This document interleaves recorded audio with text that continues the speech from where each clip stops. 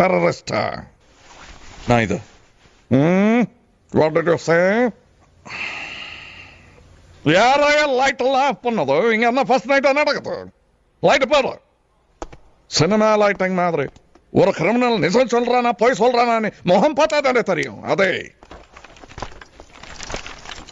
Thanjavur Anna Tamilan. Look, I'm a scientist, not a terrorist. I need to talk to someone right away. Wait. Okay.